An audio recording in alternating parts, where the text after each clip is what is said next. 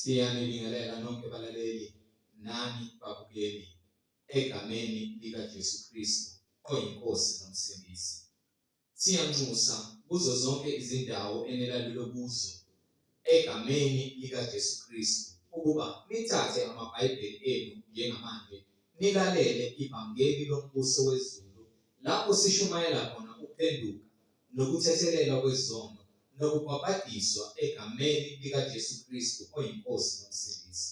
Kulabo abalalele abafisa ukubhabhadiswa egameni likaJesu Kristu, nalabo abanembuzo mayelana neBhayibheli, nalabo abanobufakazi uJesu Kristu yena yedwa oyinkosi nomsindisi esezembulile empilweni yakho wakunika ubufakazi ukuba uthule kuzo zonke izindlebe ezilalele ezimisele ukuza eqinisweni nasebugcweleni ngobufakazi bakho, ukuba nonke nixhumane nathi kule mininingwane engizoyishiya njengamanje. Ngizoqala nge-email address ethi izwilenkosi.ujesukristu@gmail.com, izwilenkosi.ujesukristu@gmail.com. No my cell phone number, no my WhatsApp number, la ungakwazi ukuxhumana nathi khona ethi 066 566 9245, 066 566 9245. Izintumayelo nezimfundiso ziyatholakala zonke ku-YouTube, lapho ungahlala khona phansi uphethe iBhayibheli lakho, ulalelisise, uhlolisise imibhalo nathi ukube ngabe lokhu okuzwayo ufundiswa khona, ushunyayezwa khona, kuyafakazelwa yini imibhalo engcwele. Ku-YouTube uzosearcha uthi izwi lenkosi uJesu Kristu, izwi lenkosi uJesu Kristu. Ungakhohlwa ukusubscribe, ungakhohlwa futhi nokupressa i-notification button ukuze ngaso sonke isikhathi uzoyithola izimfundiso eziphilileyo ezisolela eqinisweni nasebugcweleni. Ungakhohlwa nokusharisha i-link nabo bonke abantu obaziyo, ikakhulukazi lapho ohlanganyela nabo ngaso sonke isikhathi, lapho nihlanganyela khona nifakazelana ukuthi uNkulunkulu udale izulu nomhlaba, nokuthi uJesu Kristu iyona yodwa indodana kaNkulunkulu ayithumela ezweni ukuba sisindiswe, ukuze wonke umuntu omaziyo ahlolisise imfundiso ngokwezwi iBhayibheli.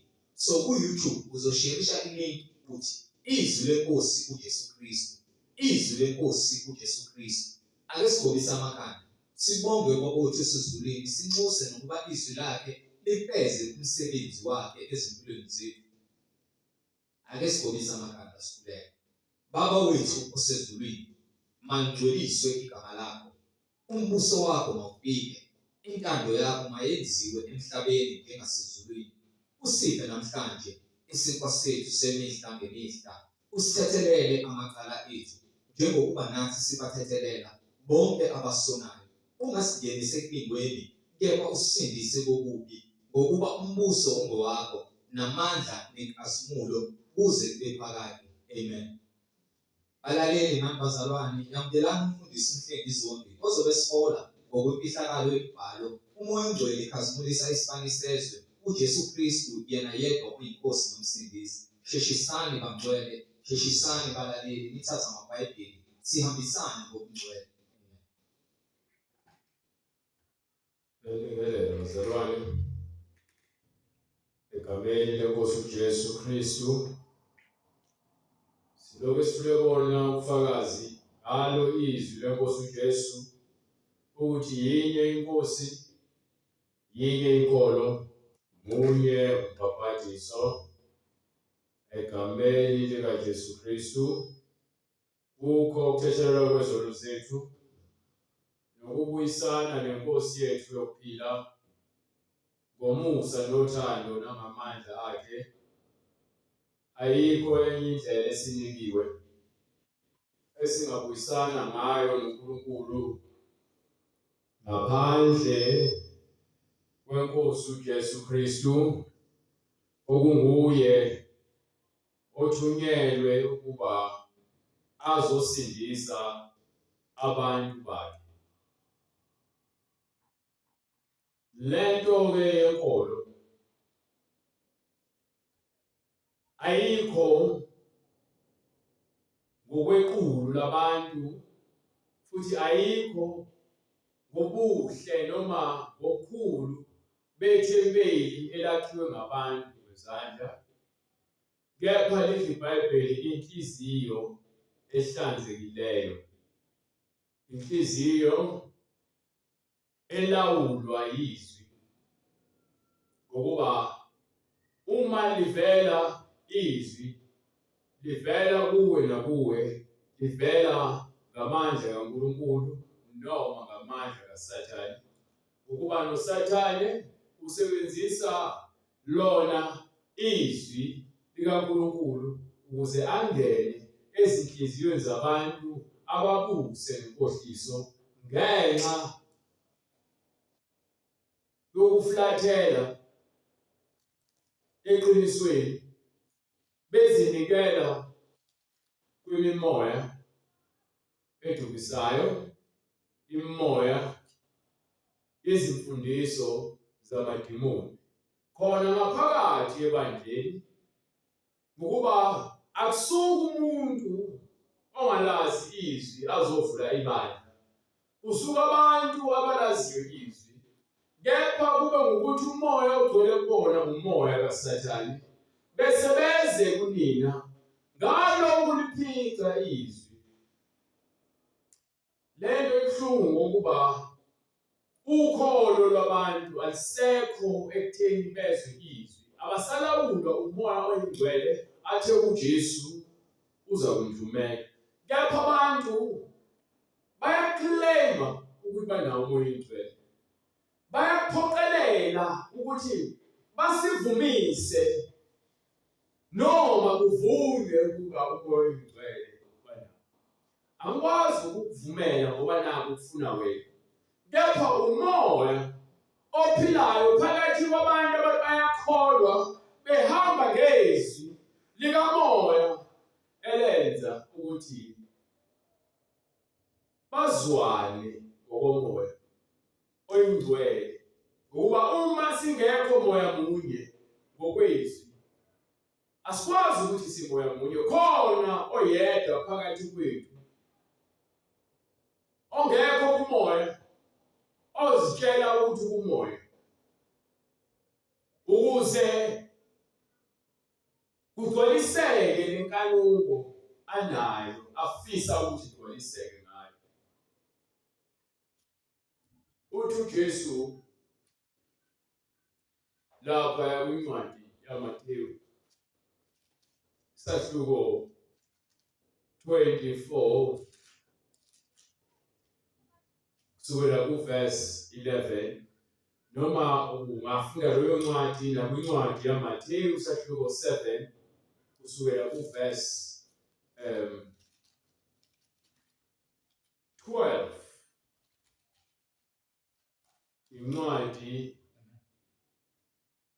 ngokuka Mathewu isahluko 24 verse 11, kuyakuvela abaprofethi bamanga abaningi badukise abaningi. So manje uJesu ukhuluma nalento ngalento akhuluma ngayo, siyathola ukuthi uJesu umekhuluma ngabantu abagcwele umoya wenkohliso, abantu vele menza abaprofethi abazofika badukisa abaningi. Uthi lapha kwincwadi yakho uMathewu isahluko 23 kusukela kuverse 1 esekhuluma nabafundi bakhe besabhekise kulabo abathi bona bahamba ngomthetho kaMose. Uthini? Khona uJesu wakhuluma ezixukwini nakubafundi bakhe wathi, ababhali nabaFarisi bahlezi esihlalweni sikaMose, bahlezi endaweni lapho uMose ebemi khona enika isahlulelo ngamandla kaNkulunkulu kubantu. So labantu sebethatha-ke leyo ndawo nabo ukuthi bazenze abantu la eSouth Africa noma la eAfrika kunabaprofethi abaningi abazifunela udumo labo, bazibiza ngama-tele-evangelists, bazibiza ngabapostoli, bazibiza ngabaprofethi kepha izwi liyabaphika ngoba indlela abenza ngayo izinto. Bona bagqugquzela abantu ukuthi basukele inkece. Bona bagqugquzela abantu ukuthi basukele ingcebo yasemhlabeni. Bona badayisa izibonakaliso, badayisa amanzi, amafutha, badayisa imithandazo, badayisa ama-consultation. Phecelezi nje ukuba nengxoxo nomfundisi uzokuchaja imali ngokwesikhathi azokhuluma naso ngawe. Sebefikile abanye kimi ngaphambilini befuna ukwazi ukuthi uma ukhuluma naye ngizomchaja malini. Mengiyiphika leyo nto uhamba ngaphinda kuye ngoba usho ukuthi mina. Ngoba angenzi le nto enziwa abanye babona ukuthi mina kusho ukuthi anginawo amandla. Babona ukuthi amandla asekutheni ukuthi bona fanele bakhulume nabafundisi abazokhuluma nabo efonini, bababikele izinkinga zabo, bese-ke babachaje imali, bese ngokwalokho babathembise ukwangana. Madoda, iBhayibheli likhuluma yonke le nto engiyishoyo. Bethi bebathembisa ukwangana bona bengabokulahlwa, befana nezinkungu ezingenamanzi, befana nemithombo engenamanzi. Abantu-ke bayayithanda into enika ithemba elibhubhayo. So uJesu uthi-ke abantu bahlezi esihlalweni sikaMose, abaFarisi nababhali bahlezi esihlalweni sikaMose. NgesiNgisi ngiyayithanda ngoba ifika iveze kamnandi. Ithi-ke konke abakushoyo uqapheleni. Niqaphelisise kepha ningenzi nikugcine kodwa ningenzi njengemisebenzi yabo. So manje nayo indaba lekhona uJesu abafundi bakhe, mina buka nje yonke into engiyikhulumayo kufanele isekelwe eBhayibhelini. Angithiwa ngizothini? Ngithi mina uJesu ukhuluma nobani? Nabafundi bakhe nezifubu. Ukhuluma ngabantu abakhona bayabusa, bebusa ngegama likaMose, endaweni kaMose, kepha uthi bahlezi endaweni kaMose, kepha benzi njengoMose, ngokuba bona bahlalela ukuswenka kuleyo ndawo, bahlalela ukubukwa nokuthi bathandwe ngabantu, bazenze abantu abaphambili kule ndawo. Bakhohlwa ukuthi izinceku zikaNkulunkulu kuthiwa mazithobeke, mazihole abantu ngokwesibonelo. Ngokuba bayakhuluma bangenzi, babopha imithwalo enzima, bese babeke izinto ezinzima phezu kwabantu, bona abangeke basondela bazithinte lezo zinto. bayibeke emahlombe abantu, kepha bona abavumi ukuyifukula ngomunwe wabo. Leyo ithini loo nto le? Bese aqhubeka ethi uJesu, Kepha imisebenzi yonke yabo bayenza ukuba babonwe ngabantu. bayenzela ukuthini? Ukubukwa. Imisebenzi yabo bayenzela ini? Ukubukwa. Imisebenzi yabo. Yabona lento yokukhuluma ngoJesu akuyona into yokuthi siyenze ngoba sifuna abantu basizwe noma basibone. Kepha lento kaJesu yinto yokuthi siphile, ngokuba uJesu uthi ufuna lokho. Uthi akubona bonke abathi kini Nkosi, Nkosi, abayakubona umbuso kaBaba, kepha yilabo abenza intando kaBaba osezulwini, abenza intando kaBaba osezulwini, abenza intando kaBaba osezulwini. Emva kwalokho athi-ke qaphelani abaprofethi bamanga abeza kunina bembethe isikhumba semvu, kepha ngaphakathi Bayizimpisi eziphangayo. into ophangayo isigebengu. Aphinde kwincwadi yaJohane isahluko 10 sukela kuvesi 10 athi isela alizi kungebona ukuzokweba noma uzobhubhisa. Usho uJesu ukhuluma ngokuthi kukhona abantu abazoza kunina bezenza abantu engathi beza nokuthize okuphilisayo, kepha benezinjongo ezimbi. Ngokuba njengoba ngithi lento kaJesu akuyona into yokuthi sigcwalise emlomeni kepha singayenzi. Uthi kwincwadi yaMateyu isahluko 15, labantu bangikhonza ngezindebe zabo, kepha izinhliziyo zabo zikude nami. izinhliziyo zabo zikude nami. UJesu usivezela ukuthi ngempela ibandla lakhe abantu abenza intando kaBaba osezulwini. Akulona ibandla lakhe ngoba nakho abantu abaningi benomfundisi abamdumisayo noma umfundisi edumile edonsela abantu kuyena ngabadonsela uJesu. Ngethemba lamanga futhi abantu bakaJesu akusibo labo abanethempeli elikhulu bese bethi ngoba nabo bahamba ngezimoto ezibizayo bese kuthiwa ngoba nabo bangabantwana bakaNkulunkulu abakhethiweyo ababusisiweyo.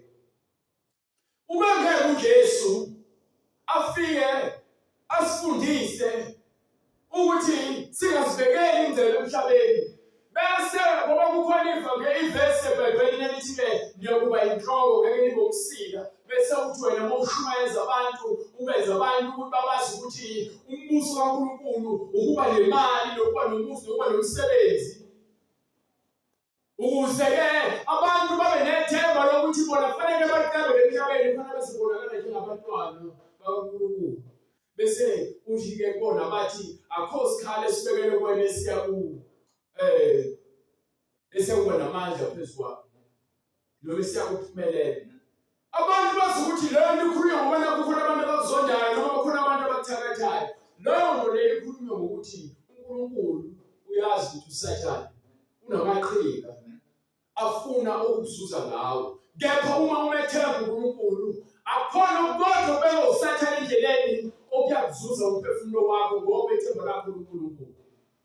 Wena usakhuluma ngezinto eziphathekayo uthi uNkulunkulu lezo zinto singazisebenzeli. Kepha masisebenzele sifune ukulunga nombuso kaNkulunkulu ngoba lezi zinto ziyakungezelela.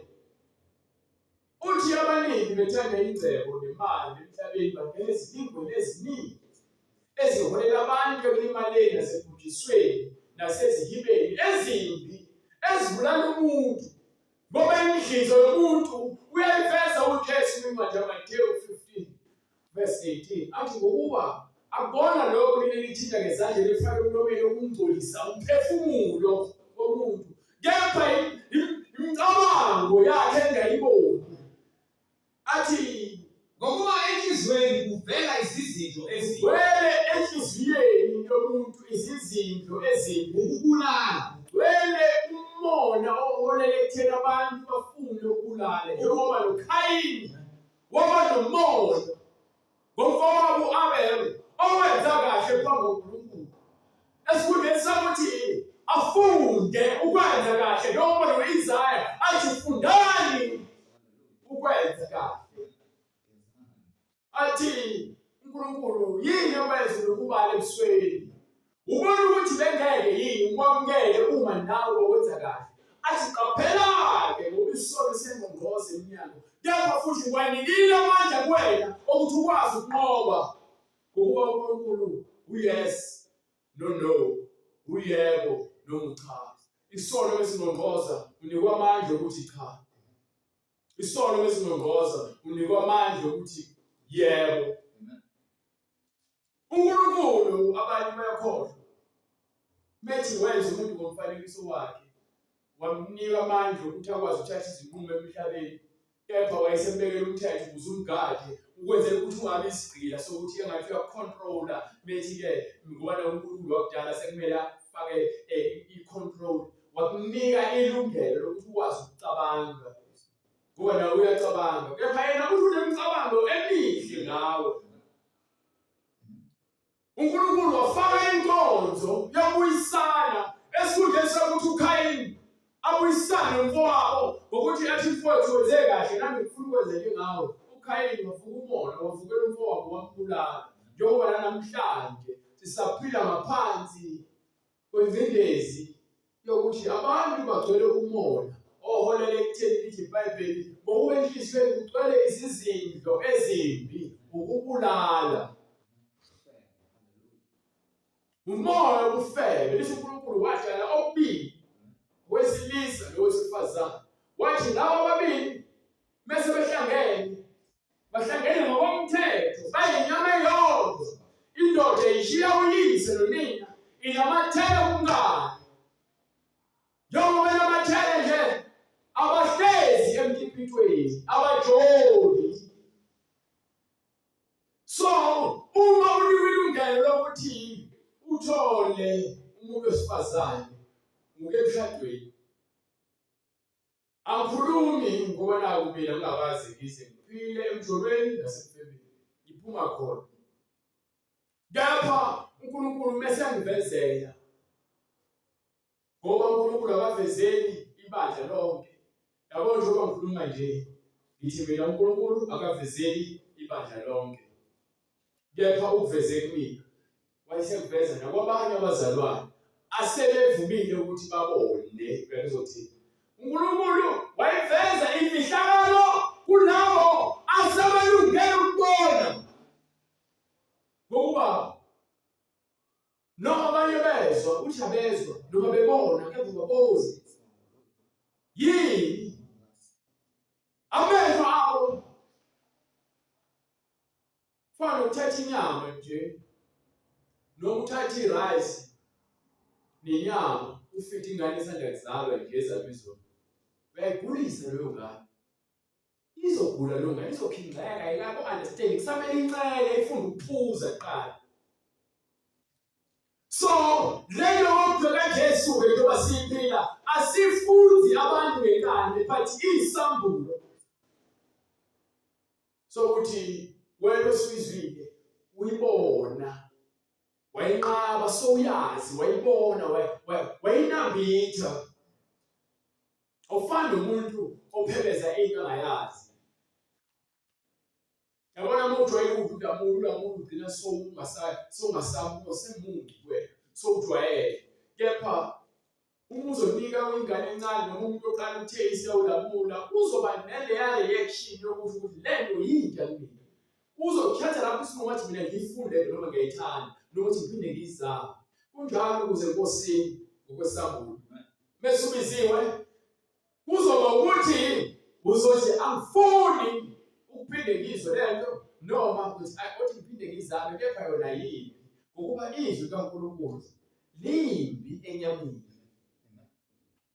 Hayi limbi enyameni, kepha uthi kumoya liyasuthisa liwokuphila, ngokuba vele inyama ayikaze ithobele izwi kaNkulunkulu. Umphefumulo othobela izwi kaNkulunkulu, umphefumulo besukela inyama ukuthi cha, inyama yami angisafuni ukufeba, angisafuni ukuzonda, angisafuni ukuba nomoya. Ngokuba yini? Ingqondo seyigcwele lo moya lo ongafunwa inyama, umoya kaNkulunkulu. Ithi incwadi yamaRoma, umoya kaNkulunkulu nencwadi yaseGalatia sahluko 5 ithi inyama imelene nomoya, nomoya umelene nenyama. Okusho ukuthi inyama nomoya kunokuphikisana okukhona phakathi kwenyama nomoya.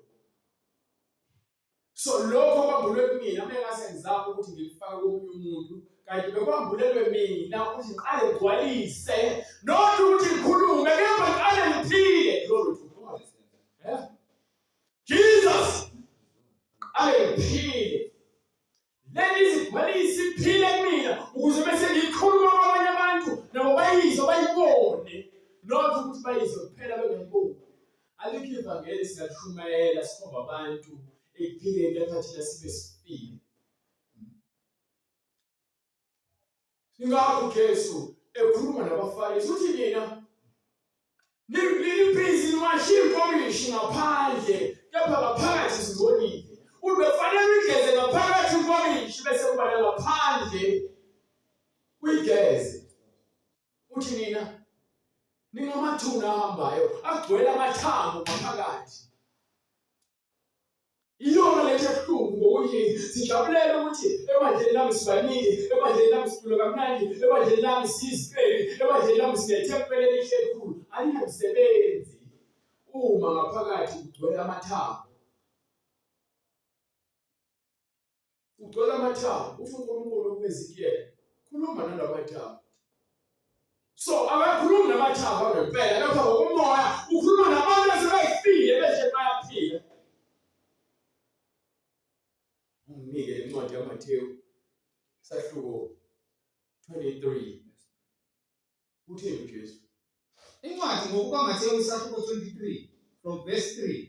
Ngakho-ke konke abanitshela khona kubhekisiseni nikwenze, kodwa ningenzi njengemisebenzi yabo ngokuba bayakhuluma bangenzi, babopha imithwalo. Bekisisani ezolonto leyo ngoba ungafunda ivesi but khona izinto ezifuneke zigcizelele uthi konke abanitshela khona ubhekeni nikubhekisise bese nikwenze ngoba buka ungathi wena lizibhebheli kubhekeni bese nikwenze futhi wena uzothi imeshini besebheke besiyayenza lizibhebheli ubhekisise bese ukwenza ngoba kunokwenzeka umuntu asho into kanti iBhayibheli lisho yona iphicile wena bese uyayenza kanti awusakholwanga yizwi kanti iBhayibheli uthi uJesu hlolani imibhalo ngokuba lithi kuyona nokuphila ophakathi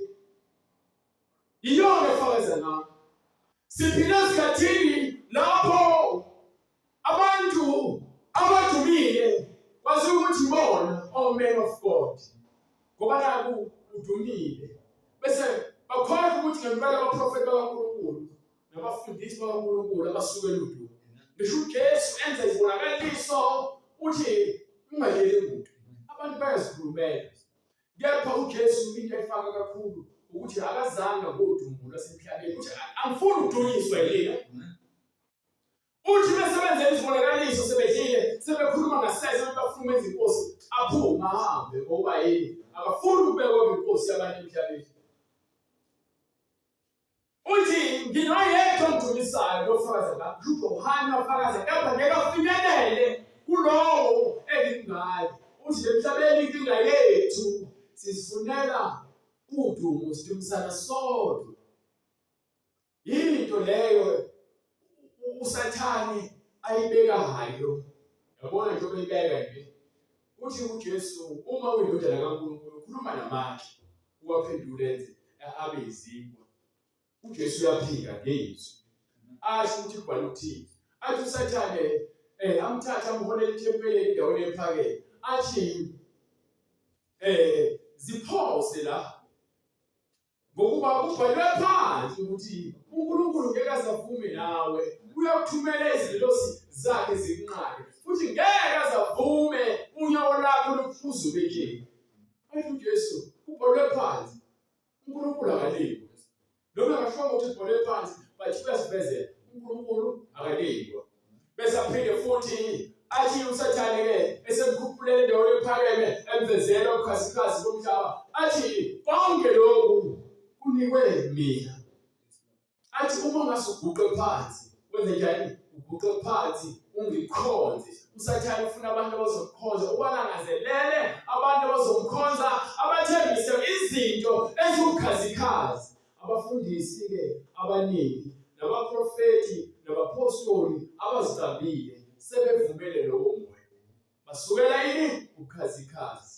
Ubona begcwele kwa YouTube nje kuno 4 hours prayer hayi 4 hours prayer mfuthi udlela nawe angikholelwa kubona ukuthi uJesu ungenelile noma ngabe uJesu wayothandaza entabeni asho ukuthi wayethandaza ubusuku bonke lithi wahamba uthandaza entabeni ngoba uJesu ngomlomo wakhe kwincwadi yaMatheyu sahluko 6 makhuluma uJesu ngokukhuleka 2 verse 11 bengaphosisi methi ke uma ukhuleka okhuleka ngakho-ke verse 9 ngakho-ke anokukhuleka kanje nithi baba wethu osezulwini.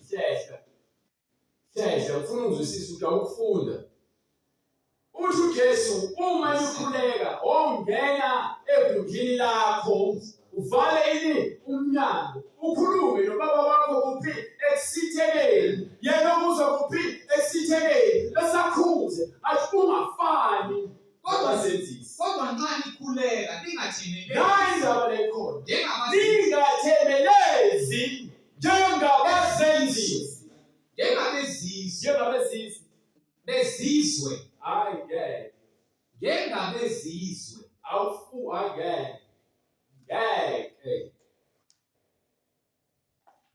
funa ungifundele abezizwe cha funa ungifundele le yesingisi khona sizoza ukuthi ukuthi iphutha likumina ngiphendule kwemali.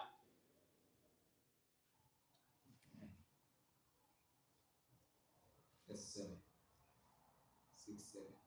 But when you pray, use not vain repetitions, Ningaphindelele into eyodwa engenamsebenzi as the heathen do, njengabalimi abangakholwayo, for they think that they shall be heard ngoba abangakholwayo bakhuluma baphindelele into eyodwa for they much speaking. ngenxa yokuba bakhulume kakhulu. Uthi kepha lingathemelezi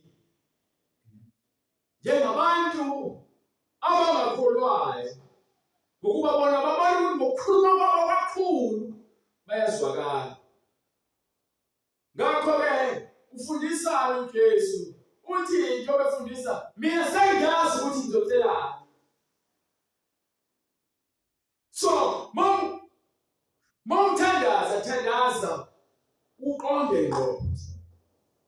Ngakho-ke maningafani nabo, ngokuba uyihlo uyakwazi enikuswelayo, Uthi ngiyazi ukuthi udingani. ningakaceli kuye. So wazi izidingo zethu uNkulunkulu, thina siyocela nje uyazazi izidingo zethu, ukuzithoba kwenza ukuthi yena abone ukuthi ngempela siyadinga bese asenzele umusa. Ngakho-ke ngifuna ukuveza lento yokuthi lento yokukhuleka ayikho ngokuthi ukhululeka isikhathi eside kangakanani, ngokugcina sewuphindaphinda into eyodwa. Kepha uma ukhuleka ufuna uqonde ngqo, ungathemelezi njengabantu abangakholwayo. Nina nikhuleka uma ningakwaziyo, Ngokuba abantu abangakholwayo nabangenakho ukuqonda bakhuleka kulokho abangakwaziyo, thina sikhuleka kwesikwaziyo. kepha abakholwayo abaqondayo bakhuleka kulokho abakwaziyo. Ngokuba insindiso ivela Ngokuba kumaJuda, laba abanikiwe izwi banokuqonda. kodwa isikhathi siyeza Isikhathi-ke manje uJesu siyeza futhi manje yisona lapho abakhulekayo, abaqinisileyo bayakukhuleka kuBaba ngomoya nangeqiniso. umoya neqiniso. Ngomoya neqiniso. Ungathi uma ubheke imoto yamakhelwane wakho uthandazele yona. Ungathi uma ubona umakhelwane wakho esebenza kancane uthandazele umsebenzi wakhe. uNkulunkulu utwazi izidingo zakho, hayi ozithola ngokuhala ngomoya wakamakhelwane. Lithi iBhayibheli ungahaleli impahla yakamakhelwane wakho, uyakhuzwa kulowo moya. Ngakho-ke uJesu siza kanjani? Sesikhulumile-ke ngezimpawu ezenza ukuthi uJesu angathokozeli ukholo lwethu ngokuba singabazenzisi. uJesu uthi uma umakhelwane wakhe konile, hambe-ke wakhe ukuthula nisahamba la emhlabeni. Uma ubona umakhelwane wakho noma umzalwane wakho enqunu, membathise. Uma unokudla umakhelwane wakho elambile, noma ngabe kuthiwa isitha sakho, mphakele. Funda ukuthethelela. Uma unenqa nomunye umuntu ukuthi uzonikela ethempelini, qala uhambe uyobuyisana naye. Eyiphi inkonzo esinikile eyokubuyisana? Uma kugula umuntu, hamba umbheka. Ezilongweni, hamba umbheka. Ukhona umuntu okuzondayo, okuzingelayo. Musa ukumfisela ukuthi uNkulunkulu amphindisele kahle ngoba uSathane uselifike kuwena. Lithi iBhayibheli bakhulekele, ubathethelele, ubacelele umusa enkosini. Njengaye uStifane owafa ethi baba ungababaleli lesiphambeko sabo. Ungababaleli lesiphambeko sabo. Besithini? Kepha mina ngithi kini, thandani izitha zenu. Manje nawe ukhiyeke la ukhona isitha sakho, umakhelwane wakho lo olibheke naye ngokwenyama nangokwakhelana. Uma ungasuqala ufune uthanda yena ngaphakathi ebona bebadlele kunombango ongawazi. Abantu bagcwele inzondo nokuthakathana nokufiselana izinto ezimbi ngenxa yokuthi lo Jesu esithi sikhuluma ngaye abamfuni. Bafuna uJesu ofunwa yibona, ozovuna izenzo nezinkanuko nemikhizo yabo. Lo Jesu engimkhonzayo akafuni ngenze njalo.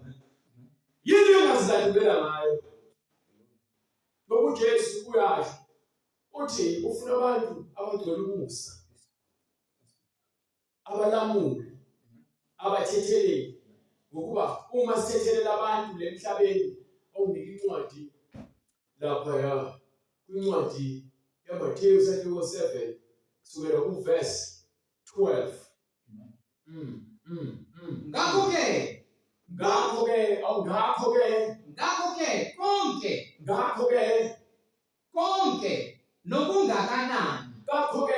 Konke nokungakanani elifuna ukuba ofuna ukuthi abantu bakwenze kini nawe kwenze kwabantu abathanda yini ukuhlethwa, uyathanda yini ukuzondwa, uyafuna yini uthakatho, uyathanda yini ukuphindelwa, uyathanda yini ukuthi-ke udakelwe ingane, udakelwe indoda, udakelwe umfazi.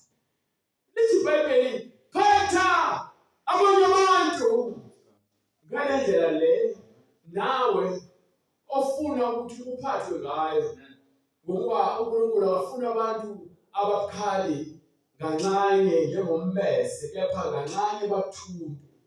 Ngokuba lokhu kungumthetho nabaprofethi. Yona-ke le nto egcwalisa umthetho nabaprofethi. Umthetho umiswe wasekelwa ekutheni phatha abanye abantu kahle.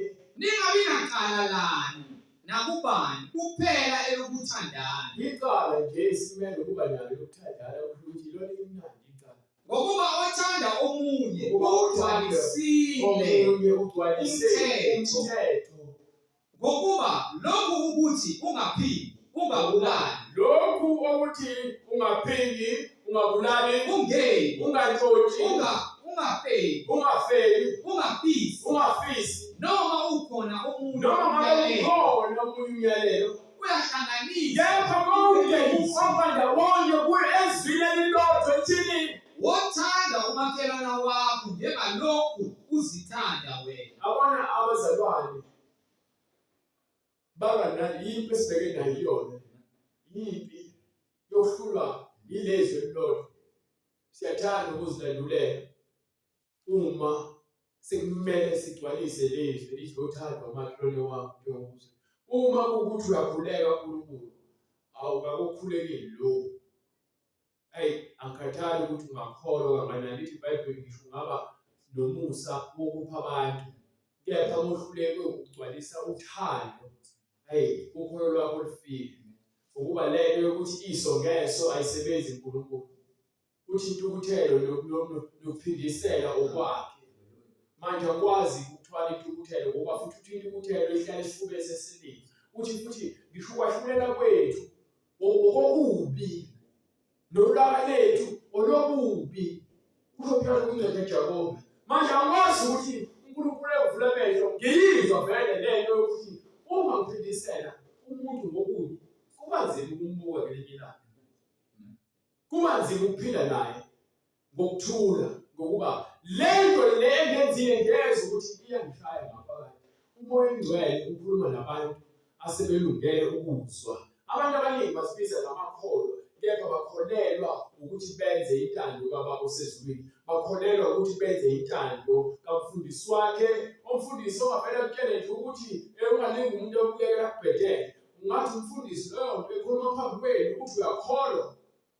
Umfundisi ozokutshela ukuthi uwesifazane angenza noma ngabe yini azihlobise egqoke noma kanjani, ungathi umfundisi kaJesu lokho. Kanti yini esifuna Jesu noma umuphi lo Jesu siyamkhonza? Siyolahlwa khona sithi besikholwa, ngoba uJesu uthi siyothi besenza imisebenzi, besikhuluma ngegama lakhe, waphenduka abantu, kepha athi mina anginazi, akhulume nawe ngqo, ngoba wena umenzi wokubi. Khuluma nawe ngqo. Khona-ke sopholiwe, wanesikhundla, wanebandla elikhulu, athi umenzi wokubi, athi wena hambe kwisabelo sakho. Aphinde khulume nalabo ababantu bayakholwa, athi ngifikile, nginkulu wangigqokisa, ngafika ngilambile wangangiphakela, bengincaniwe wangangiphuzisa, bengisentilongweni awuzange uzongibheka, bengisesibhedlela awuzange uzongibheka. Bese uthi wena nini Nkosi, athi njengoba uhluleke kumakhelwane wakho ukwenze kimi lokho. Manje yabona into yokukholwa ukuthi ayihambi ngobuningi, ngihamba ngawo eqhubu lwakho. Into engilwelayo ukuthi nsuku nosuku ngifunde ukwenza lokho kufuna uNkulunkulu, ngingabheki omunye umuntu ukuthi yayifike kangakanani.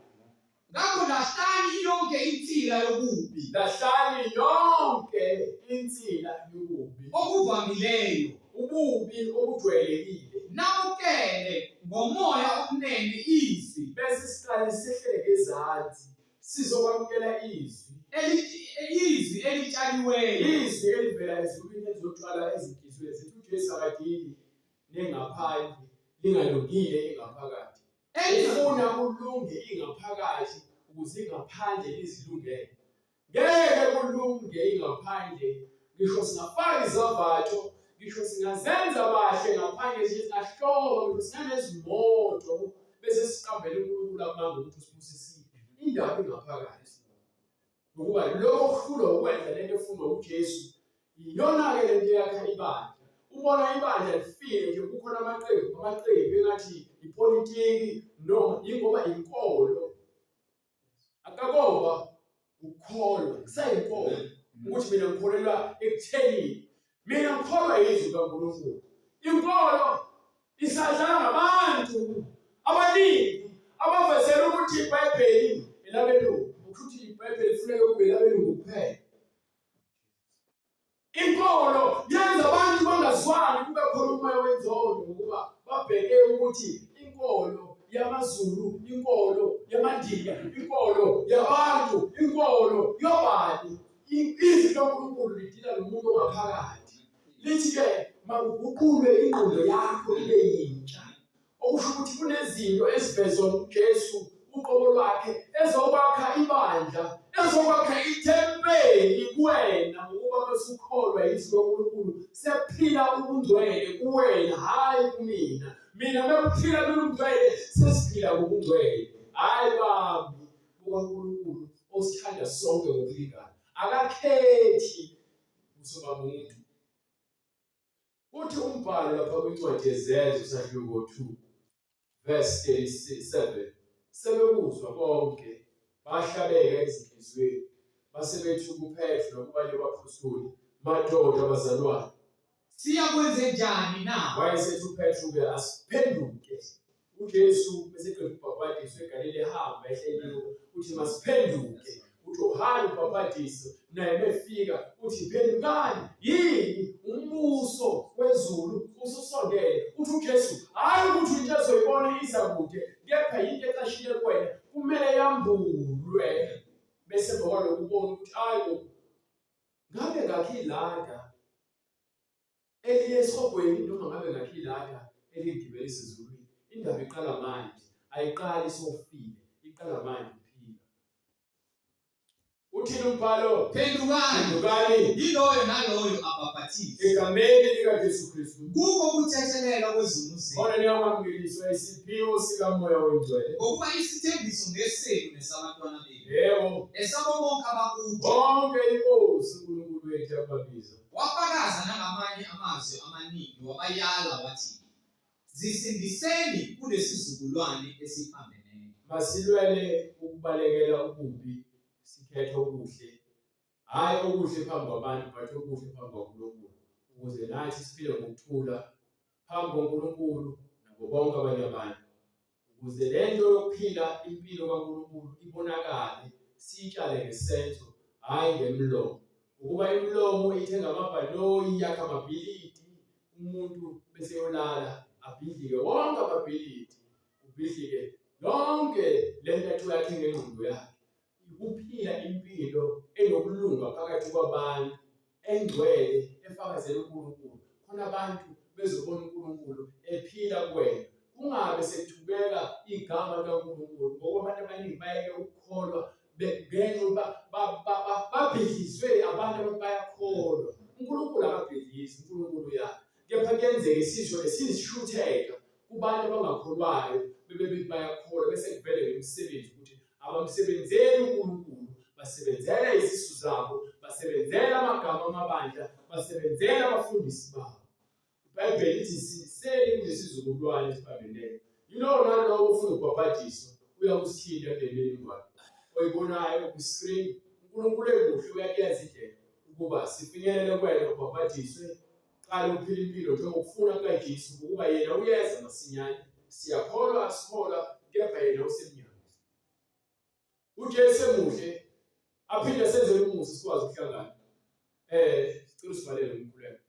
Baba, egameni elihle leNkosi yethu Jesu Kristu, uNkulunkulu namandla, izwi lakho liphilile, izwi lakho Nkosi lifeza konke okuhle ngezimpilo zethu. Wena ongathandi Nkosi ukuba kubhubhe namuntu munye, kepha kuba bonke abantu beze ekuphendukeni, beze Nkosi ekuphileni okuphakade kuJesu Kristu oyinkosi nomsindisi.